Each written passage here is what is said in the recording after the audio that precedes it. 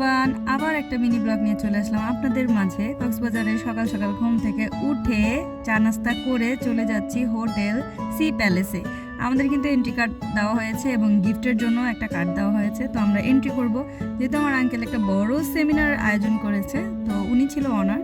সেমিনারে সবচেয়ে লেটে আমরাই পৌঁছেছি, তারপর আমাদের সিটটা পিছনে পড়ে গিয়েছিল, তারপরে নেক্সটে সামনে চলে যাব। আমরা এখানে বসলাম এবং সেমিনারের আয়োজন করেছে, কথাগুলো শুনলাম। খুব সুন্দর বিজনেস পারপাসে অনেক কথা ছিল, শুনলাম, শুনে বসলাম। তারপর আমাদের খাওয়ার আয়োজন হয়ে গেল।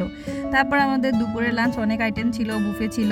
তারপর আমরা কিছু খেয়ে নিলাম। আসলে ভিডিও করার সময়টাই পাওয়া যায় না। আবার এসে পড়লাম সেমিনারে, যেহেতু গান হবে, আপনারাও গানটা উপভোগ করেন। অনেক সুন্দর একটা গান হবে।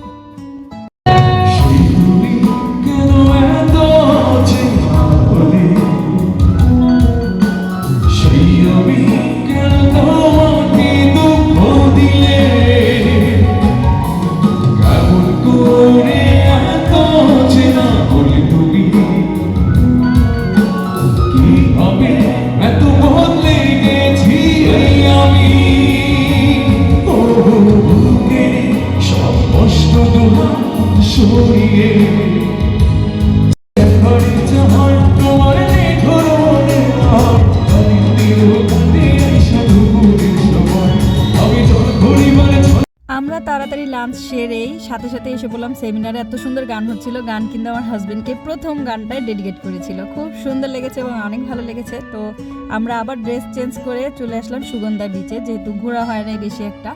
তো এখানে মনে হচ্ছে সময় যেন খুব দ্রুত চোখের পলকে শেষ হয়ে যাচ্ছে। সুন্দর মুহূর্তগুলো কেন এত তাড়াতাড়ি শেষ হয়ে যায় আমি আজও জানি না। বাসায় থাকলে সময় কাটে না, বাট পরিবারের সাথে যেখানেই যাবেন তাড়াতাড়ি যেন সময়টা শেষ হয়ে যায়।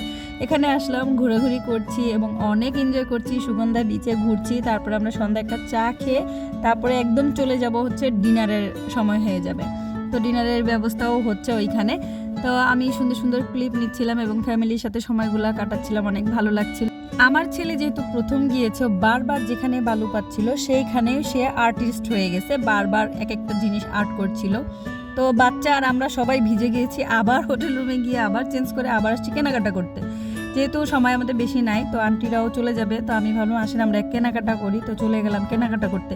কেনাকাটা করে তারপর চলে গেলাম আমরা পানকুড়ি রেস্টুরেন্টে চলে আসলাম এবং কোরাল মাছের বারবিকিউ খেলাম, একদম জুসি জুসি। আর যারা আমার ব্লগটা দেখছেন, লাইক কমেন্ট শেয়ার করতে ভুলবেন না, পাশে থাকবেন সবসময়।